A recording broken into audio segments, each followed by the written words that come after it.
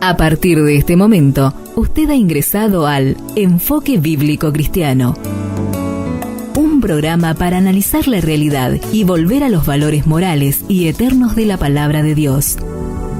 Enfoque Bíblico Cristiano es una idea del pastor Carlos Aguilera, quien ya les da una cordial bienvenida en Radio de la Fe, una sintonía del cielo para bendecir tu vida.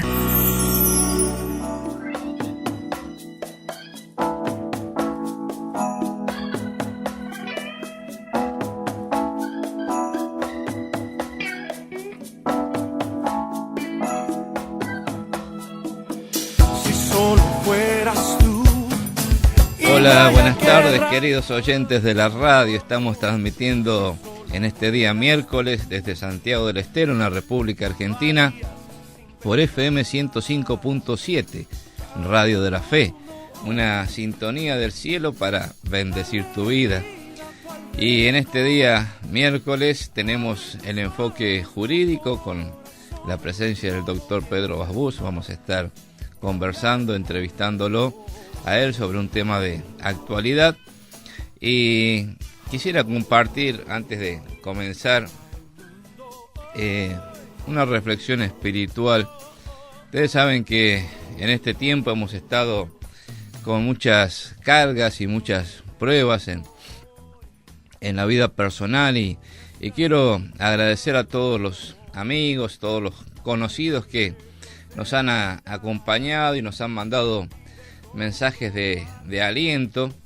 Y claro, de todas estas cosas que uno va compartiendo, quedan algunas grabadas en la memoria, y quiero contarte algunas de esas anécdotas, ilustraciones que me ayudaron mucho en este tiempo. Hay textos en la Biblia que nos alientan a echar sobre el Señor la carga para que Él nos sustente. Eso está en Salmo 55:22, también lo repite en el Nuevo Testamento el apóstol Pedro en su primera carta, capítulo 5, versículo 7. Y el profeta Isaías dice en el capítulo 30 de su libro, versículo 15, en quietud y en confianza será vuestra fortaleza. Dos textos alentadores de la palabra de Dios. Uno que nos anima a estar quietos, o como dice el salmista, estar quietos y conocer que yo soy Jehová. Dios nos anima a poner nuestra confianza en Él y a meditar en nuestros caminos, en nuestros tiempos, en nuestras circunstancias, en lo que nos sucede en la vida. Y una de las anécdotas que leía en estos días es la de los que cultivan palmeras en Arabia. Dicen que cuando la palmera es pequeña, ponen una piedra pesada sobre la copa de la palmera, sobre las hojas, con el propósito de que la palmera no tome gran altura en su crecimiento. Y esto de poner una carga pesada sobre la palmera ayuda a fortalecer el tronco, a hacer una madera fuerte de ese tronco, y también a que la palmera no solamente sea frondosa, sino también fructífera. Y esto me ayudaba a pensar y reflexionar que el Señor permite, y a veces el Señor mismo pone carga sobre nosotros, porque tiene este propósito, el de fortalecernos la fe, fortalecernos el carácter, hacernos de una madera fuerte y que seamos fructíferos en la vida. Qué interesante es pensar esto. Las pruebas que el Señor permite que atravesemos siempre son para nuestro bien espiritual.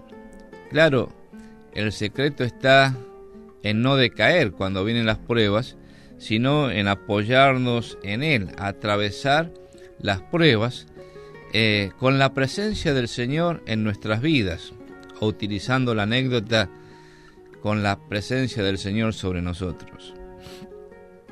Hay otra ilustración que me llamó la atención también, es la de ciertos habitantes que viven en África Central, y los veía atravesando un río caudaloso, y me llamó la atención que ellos se ponen un peso sobre su cabeza para atravesar el río. A veces es un enorme canasto cargado de frutas, o a veces es una piedra, una roca que llevan sobre su cabeza. Y claro, después contaba este documental que estas personas hacen esto, tienen esta práctica para, por un lado, caminar erguidos cuando atraviesan el río. Esto los obliga a caminar en forma erguida, y por otro lado no ser arrastrados por la corriente. Ese peso que cargan sobre sí mismos los fortalece y los mantiene estables. Y es otra ilustración de por qué Dios permite las pruebas en nuestra vida. Qué interesante que es pensarlo así, verlo así. Dios permite que tengamos peso sobre nosotros, que tengamos carga sobre nosotros, para que aprendamos a caminar mirándolo a Él, teniendo un punto y un objetivo fijo, no desviar la mirada de Él.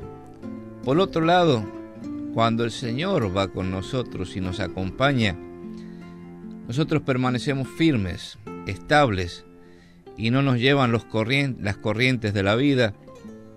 Y por otro lado, no nos dejamos arrastrar por la frustración, el desánimo, el desaliento, sino que sabemos que con Cristo en la vida, todo lo que pasa, pasa. Y todo lo que pasa y nos pasa en la vida, bien permitido por Dios, obra para bien. Por eso el apóstol Pablo decía: a los que aman a Dios, todas las cosas les ayudan a bien. Esto es, a los que conforme a su propósito son llamados. Así que qué bueno que es reflexionar en estas cosas. Cuando pasamos por tiempos difíciles, de adversidad, de prueba, el Señor no nos deja solos.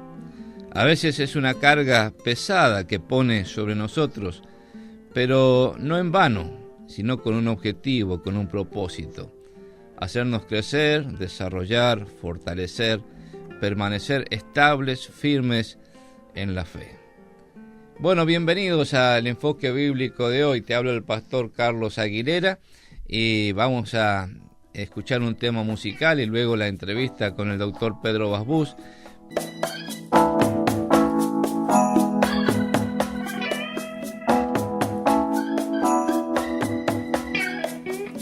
Bueno, como todos los miércoles tenemos el Enfoque Jurídico con nuestro columnista invitado, el doctor Pedro Basbús. Buenas noches, Pedro. ¿Cómo estás, Carlos? Muy buenas noches a todos, a aquellos que nos ven y nos siguen a través de la radio. Para mí es un gusto. Buenísimo. Bueno, vamos a aprovechar tu visita para hablar sobre esta acordada que ha salido del Superior Tribunal de Justicia de Santiago del Estero en cuanto a implementar un plan piloto de mediación patrimonial. Así es. Haciendo un poco de historia, uno tiene que decir que nuestro Código de Procedimientos, como aquí lo dijimos ya en una oportunidad, prevé en un capítulo aparte, en un capítulo independiente, la mediación como solución alternativa de conflictos. Es decir, esto es una nueva mirada, es un cambio cultural a lo que veníamos sosteniendo, que todos los conflictos tenían su solución en el Poder Judicial. Uh-huh. Es decir, todo se judicializaba, es lo que comúnmente se dice. Todas las peleas, las diatribas, los conflictos, las pretensiones de las partes, todo era o era derivado de una caja de resonancia que se llamaba Poder Judicial de Santiago del Estero, como siempre nos han enseñado en las universidades, de que el derecho es simplemente un conjunto de normas, que es una visión muy positivista de esta forma de pensar. También dijimos todos los conflictos se solucionan ante el juez. Uh-huh. La mediación es uno de los medios alternativos de resolución de conflictos, y en este caso está previsto en el Código a la par de lo que también está previsto en el Código de la Nación. Es decir, todos los códigos procesales de la Nación, de las distintas provincias y de la Nación, prevén a la mediación como una solución alternativa, un medio alternativo. Y se dice alternativo porque no es el medio oficial o el medio, digamos, principal, que sería la solución judicial. Uh-huh. ¿Qué ventajas tiene? Aquí lo dijimos, y permíteme reiterarles para que la audiencia nos entienda. Las ventajas son, primero, rapidez y economía. Uh-huh. No es lo mismo la resolución de un conflicto que dura 3 meses, 2 meses, que una resolución de un conflicto que dura 5 años. Uh-huh. Objetivamente esto no resiste el menor análisis. El Martín Fierro decía que la justicia tardía no es justicia, uh-huh. Lo cual esto no significa que hay demora en los tribunales, simplemente que los plazos de procedimiento, los plazos procesales en la justicia ordinaria son distintos a la necesidad que tiene la gente de tener justicia para en un plazo expedito. Uh-huh. Por eso se ha ideado la mediación como un medio alternativo. A partir de ese momento el código dijo, bueno, vamos a ir brindando soluciones parciales de acuerdo a la materia. Bien. En su momento comenzamos con la mediación en temas de familia, bien, cuidado personal, tenencia, uh-huh, y alimentos. Uh-huh. O régimen de alimentos, régimen de visitas, uh-huh, y el cuidado personal. Eso nos ha dado una idea, porque la última estadística, como conversábamos antes de ayer con mis colaboradoras en la oficina de mediación, las últimas estadísticas del 2016 y el 2017 nos mostraron un incremento en soluciones a través de la mediación de hasta un 40%. Es decir, que con la mediación en cuestiones de familia le hemos quitado del entendimiento del juez un 40% de casos, lo cual significa menores costos, claro, mayor rapidez, uh-huh, no se atosigan los pasillos en tribunales, no se atosigan los juzgados, uh-huh, esto significa menor utilización de recursos, porque como claro, vos sabrás, Carlos, todavía seguimos en Santiago y en el país, más allá de algunas cosas que estamos haciendo con firma digital, seguimos cosiendo expedientes, uh-huh, lo cual significa hojas, hilo y papel, aunque la audiencia no pueda creer. Esto que se utilizaba en el siglo XIX lo utilizamos en el siglo XXI. Uh-huh. Vamos hacia el expediente digital. Estamos, sí, intentando migrar hacia el expediente digital. Sin embargo, hasta el momento seguimos con el soporte de papel. Uh-huh. Y al decirte soporte de papel, aunque les parezca algo trivial, bueno, el soporte de papel, implica la impresora, implica el tiempo, implica la costura, un personal distinto para cada efecto, lo cual, eso se suma. Son altos costos. Son altos costos. Uno entiende, bueno, a ver, ¿cómo podríamos mejorar la justicia? Evidentemente, una de las formas es justamente tratar de evitar el soporte de papel. Uh-huh. Y al evitar el soporte de papel, evitamos personal dedicado a tal efecto. Y hacemos, la justicia se torna más ecológica. Entonces, con la mediación hemos intentado esto y le hemos logrado hemos tenido una tasa de resolución de conflictos cercana al 40%, lo cual para nosotros es muy alto, uh-huh, porque veníamos entre un 25 y un 30% y hemos saltado en un salto cualitativo y cuantitativo casi un 40 o 45% en el último año. Con esa idea, y conforme a lo que dice el Código de Procedimientos en su capítulo aparte, que habla de mediación como una forma o un medio alternativo de resolución de conflictos, se ha dictado la acordada, hemos consensuado en una acordada con las autoridades del Supremo Tribunal de Justicia, para que a partir del 2 de julio, te digo 2 porque el primero es domingo, el 2 de julio, que es lunes, es el primer día hábil en donde va a ser obligatoria la mediación patrimonial. Bien. Pero esto tiene que ser aclarado de la siguiente manera. Tenemos un límite cuantitativo. Bien. Porque ¿qué asuntos van a ir hacia la mediación patrimonial obligatoria, uh-huh, y prejudicial? Es decir, antes de iniciar el conflicto, de llevar las cuestiones al juez, tenemos que pasar por el ámbito de la mediación. Uh-huh. Los asuntos cuyo monto oscile entre 20.000 pesos y 199.999 como techo. Es decir, 20.000 inclusive. 20.000 pisos, 200.000 200.000 el techo, o sea, 199.999. Bien. Es el techo. ¿Por qué vos me dirás, ¿por qué este capricho? En definitiva, nosotros hemos visto, porque todo intentamos hacerlo a través de estadísticas, que es la forma más confiable de atacar un problema. ¿En dónde hemos observado el cuello de botella? En tribunales, en asuntos que van justamente entre 20.000 y 200.000. ¿Qué asuntos? Esencialmente cobro de pesos. Bien. Que eso lleva casi el 80% de recursos se gastan en los que se denominan cobro de pesos. Hay un 20% restante que se divide: daños y perjuicios, división de condominio, cuestiones derivadas del divorcio, o cuestiones patrimoniales derivadas del divorcio, cuestiones patrimoniales derivadas de las sucesiones, juicios de escrituración, fíjate que concitan el 20% de ese 80%. Ahora, si nosotros a ese 80%, a esa torta del 80%, le sacamos el 40%, estamos hablando de que en mediación hemos achicado un 40% de los cobros de pesos de la franja entre 20 y 199.999. Lo que va a significar, a ver, esto es una expresión de deseos, y la vamos a tener a fin de año, cuando tengamos Dios mediante el programa. Te voy a decir: mira, Carlos, hemos logrado el objetivo, estamos lográndolo. Vamos a ver si podemos, restar qué porcentual de atención de los jueces de primera instancia y jueces de paz letrado. Así que bueno, ahí me queda la duda: ¿por debajo de 20 va la justicia paz letrado? Actualmente la justicia en Santiago del Estero se divide la competencia por el monto o la cuantía. Para que se entienda, los jueces de paz letrado, que es una vieja denominación de la época de la colonia, hoy son jueces civiles de menor cuantía, así como existen los jueces civiles y comerciales de mayor cuantía. Bien. Desde 0 pesos o 1 peso hasta 39.999 en cobro de pesos entienden los jueces civiles de menor cuantía, llamados jueces de paz letrados. Hay en este momento en Santiago del Estero 4 jueces, de primera, segunda, tercera y cuarta denominación. En la banda es multifuero. La banda tiene tiene 2 jueces civiles que atienden todos los casos, de 0 hasta el infinito, podríamos decir así.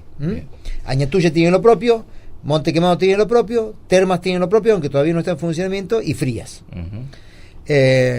A partir de 40.000 en adelante entiende la justicia civil y comercial de mayor cuantía.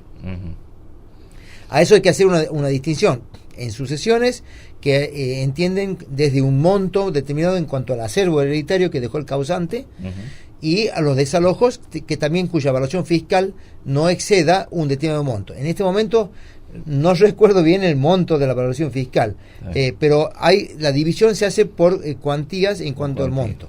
¿Sí? Claro, la pregunta mía iba dirigida a esto: si el monto del conflicto es menor a 20.000 pesos, no va a mediación.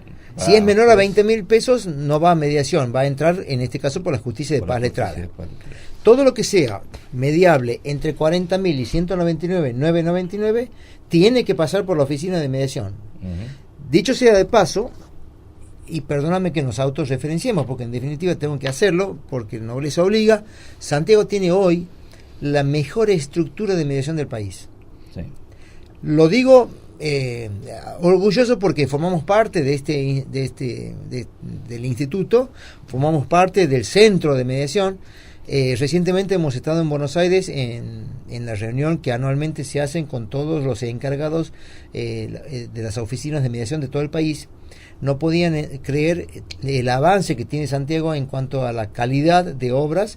Hoy contamos con un centro operativo muy importante que está enclavado justamente en el centro de tribunales. Eso se lo he hecho no por capricho, sino dándole la idea de que el centro de la justicia hoy es mediación. Por eso está ubicada en el medio de las 2 salas, nueva y vieja de tribunales, está el centro de mediación.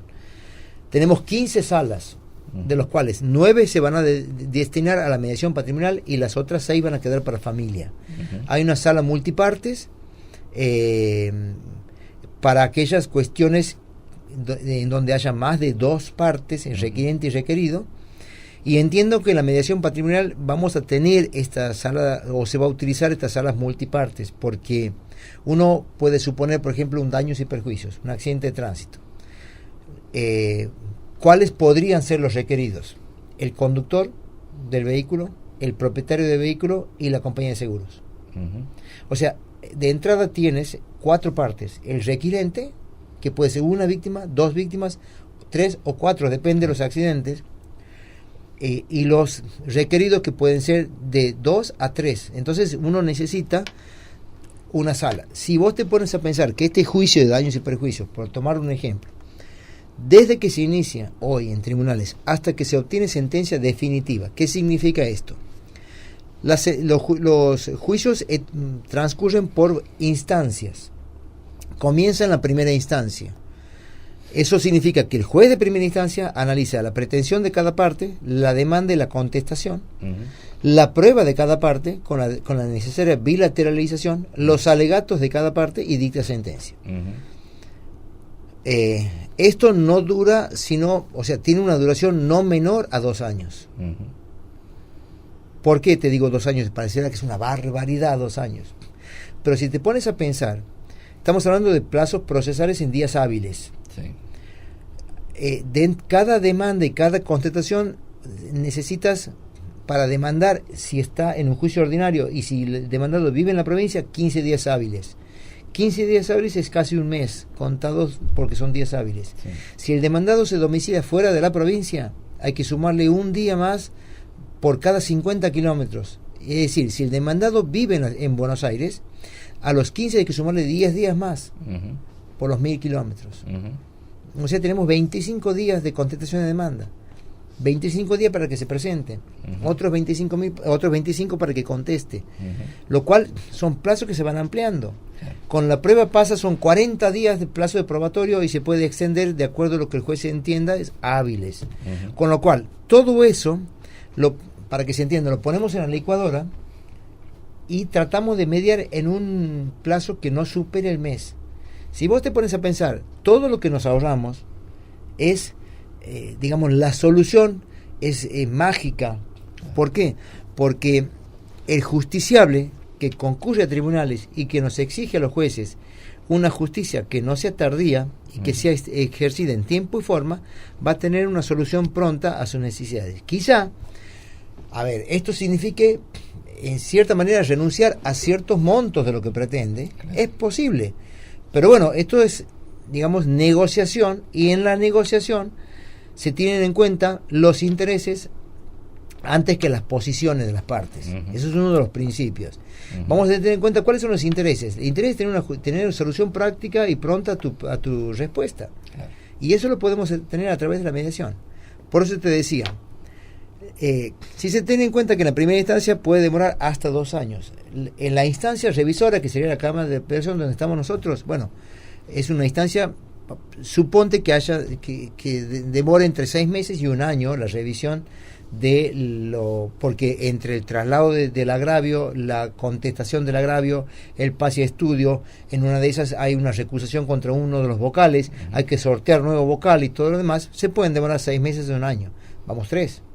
Luego, si la parte está disconforme, va en casación al Superior Tribunal de Justicia. Seguramente allí hay otra instancia que puede demorar de 1 a 2 años, 5.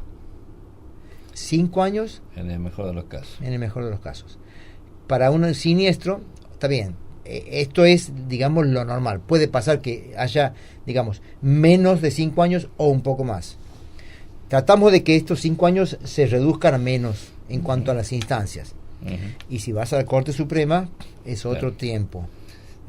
Con lo cual, obviamente, todo esto trataríamos de solucionar en el ámbito en la mediación como medio alternativo. Así que tenemos nuestras esperanzas de que el sistema funcione. Por supuesto, al principio va a ser, como todo, prueba y error. Estamos con toda la buena voluntad de solucionar todos los problemas. Hemos dado cursos de capacitación para los mediadores obligatorios, donde ahora es posible que lo podamos repetir para aquellos mediadores que ya son, pero tienen que tener 15 horas que hemos dictado nosotros en un curso de derecho sustancial para la mediación patrimonial. Es probable, esto es podría ser una primicia de Radio de la Fe, pero es probable que lo repitamos ahora en junio, el 13 y el 18 de junio estamos barajando las fechas tentativas. Muy bien. Así que bueno, vamos a...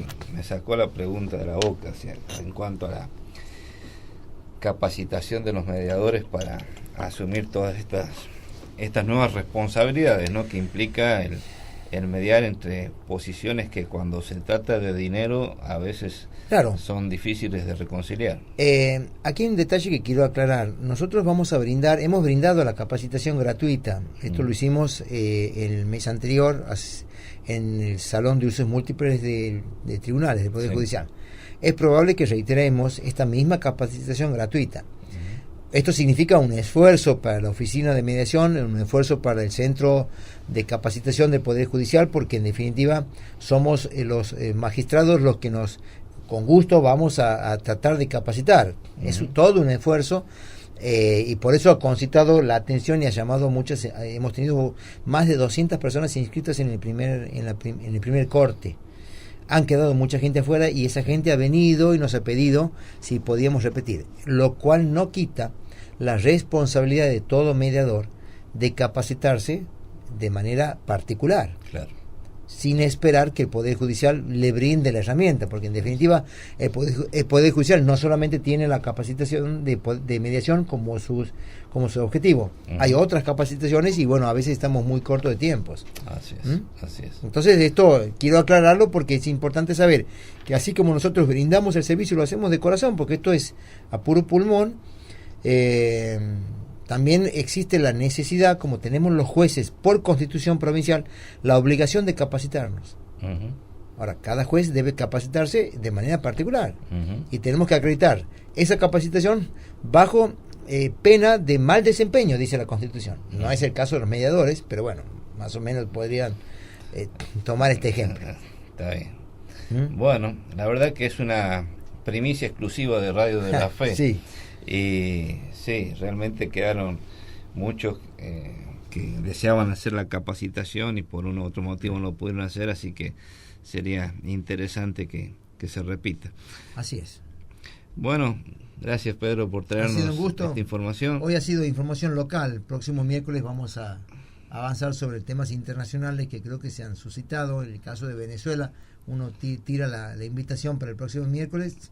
Y también hay algo que nos preocupa y debemos seguirlo con atención, que es, fíjate, el 12 de junio, yendo ya al plano internacional, está pactada la cumbre entre el presidente de Estados Unidos y el premier de Corea del Norte, Donald Trump y Kim Jong, que hasta el momento han dicho sí voy, no voy nada, me enojo, no me enojo, con lo cual estamos hablando de los líderes de dos potencias mundiales, no te digo a punto de embarcarse en una contienda nuclear, porque creo que no va a llegar, pero sí estamos hablando de dos personajes que, como lo dijimos aquí, son impredecibles. Sí. Espero que esa cumbre se realice a los fines de contribuir a la paz y a la seguridad internacional, porque el mundo lo necesita en este momento. Y hemos pegado un salto que ahora me estoy dando cuenta, pero bueno, estamos en plenas negociaciones con el Fondo Monetario Internacional. Bueno, eso es un tema que si quieres lo podemos tocar el miércoles que viene. Es todo un tema. Es todo un tema. La necesidad o no de ir al fondo, ¿por qué se va? Vos lo sabes mejor que yo como economista, pero podemos ver algunas cuestiones relacionadas con los programas sociales que se podrían ver afectados a través de la ayuda del fondo o el porqué del fondo, porque como vos sabrás, ir al fondo significa, más allá del crédito y la facilidad económica, someternos a ciertos controles y ciertos programas.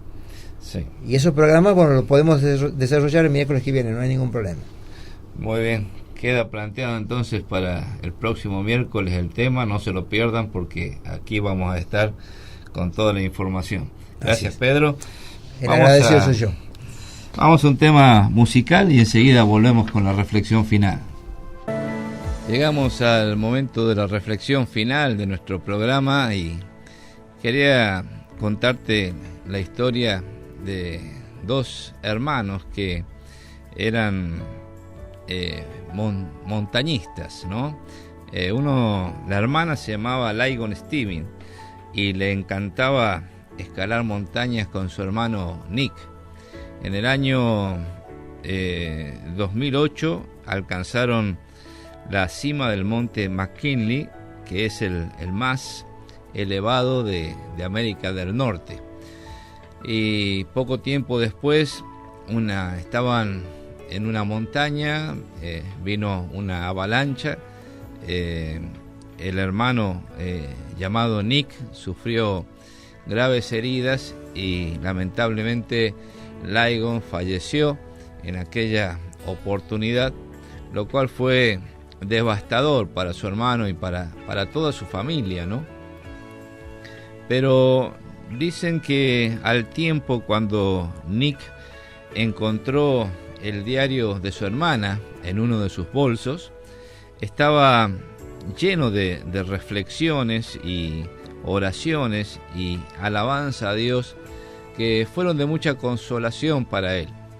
Y había una particularmente que decía: soy una obra de arte firmada por Dios, pero Él no ha terminado, en realidad recién empieza.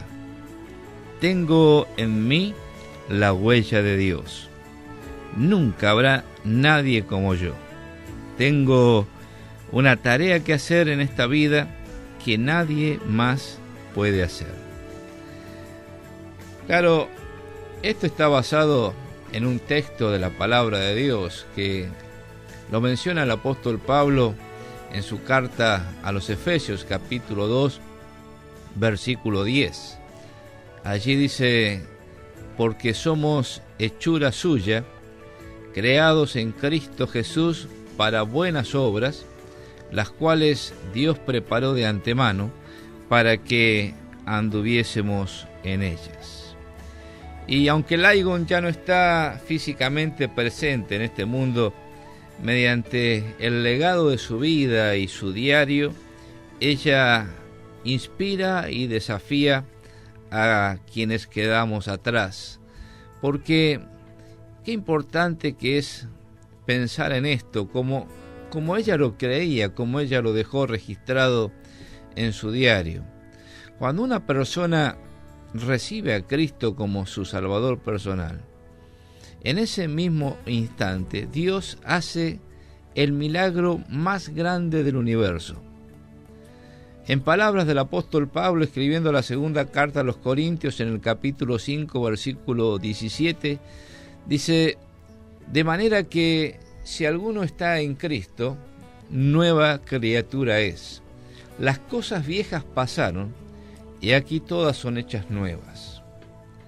Ahora ponete a pensar en esto que es tan profundo, porque cuando una persona escucha el mensaje del Evangelio y es confrontada con la cruz de Cristo, tiene que tomar una decisión. Nadie puede ser neutral frente a la cruz de Cristo. O aceptamos que Cristo murió por nosotros en la cruz del Calvario, o rechazamos el amor de Dios demostrado en la cruz del Calvario. Ahora, esto tiene significado trascendental para nuestra vida y para nuestro destino eterno. Creer en Cristo Jesús como Salvador personal, aceptar que su sangre vertida en la cruz del Calvario es la única que puede limpiarnos de toda maldad, de todo pecado, y asegurar nuestro destino eterno en la presencia de Dios, trae sus consecuencias en esta vida y aún más allá de la muerte. Y rechazar el mensaje del Evangelio, el mensaje de la cruz, es también tener consecuencias en esta vida presente y aún en nuestro destino más allá de la muerte, que será estar eternamente separados de Dios. Ahora permíteme que te diga esto. En nuestra vida, aquí y ahora, aceptar el mensaje del Evangelio es transformar totalmente nuestra vida, encontrarle sentido y propósito a la vida. Cuando el apóstol Pablo dice que somos hechura suya, en el lenguaje original la expresión da a entender que cada persona es una obra maestra de Dios. Es decir, una obra maestra es una obra única e irrepetible. Se podrá hacer copias de esa obra maestra, pero nunca serán del valor que tiene la obra original. Por eso, qué importante que es entender esto. Nosotros no estamos para copiar a otras personas, para reproducir en nuestra vida el modelo de otro. Por eso, un cristiano verdadero no debe ser celoso, ni envidioso, ni estar comparándose con las demás personas. Porque una persona que ha sido creada en Cristo Jesús para buenas obras, es una persona que tiene características únicas e irrepetibles. Tiene un ADN que lo identifica y lo distingue de todos los demás seres humanos. Hasta sus huellas digitales son distintas a las de cualquier otro humano. Y si Dios ha hecho esto en nuestra epidermis, si Dios ha hecho esto en nuestra biología, ¿cuánto más es lo que ha hecho en nuestro ser espiritual? Espiritualmente Dios nos ha capacitado y dotado con habilidades sobrenaturales que nos ha dado en el momento en que hemos creído en Cristo como Salvador personal. Y Dios ya tenía un plan trazado de antemano para nuestra vida, aún antes de salvarnos. Así que una vida vivida de esta manera, en esta experiencia, en este conocimiento de haber sido recreados por Dios y que vamos siendo transformados de día en día a la imagen misma de su Hijo Jesucristo, es todo un desafío para vivir la vida en este tiempo, en este lugar donde Dios nos ha puesto, y de ser útiles a la sociedad, útiles a la familia, útiles a la iglesia. Qué hermoso que es que Dios nos utiliza a cada uno de nosotros a su tiempo y a su manera para ayudar a los demás. Y cuando uno lee esto, vidas como las de Ligon, que han sido fructíferas a pesar de haber partido a la eternidad siendo muy joven, uno tiene que orar y decirle: Señor, utilízame a mí también como quieras. Quiero abrir mi corazón al Señor Jesucristo, quiero recibirle en mi corazón como mi único y suficiente Salvador personal. Para experimentar esto, cada persona es una expresión única del diseño amoroso de Dios. Te habla el pastor Carlos Aguilera. Gracias por estar ahí compartiendo con nosotros nuestro programa Enfoque Bíblico Cristiano. Puedes volver a escuchar este programa en su repetición luego de las 0 horas y en esta misma frecuencia, el 105.7, o seguirnos en las redes sociales. Búscanos en Facebook como Enfoque Bíblico Cristiano o en YouTube como Pastor Carlos Aguilera, Enfoque Bíblico Cristiano, y compartí estos videos con tus amigos, con tus familiares, para que ellos también sean bendecidos con la palabra de Dios. Nos encontramos mañana, si Dios lo permite, a las 20 horas. Que Dios te bendiga.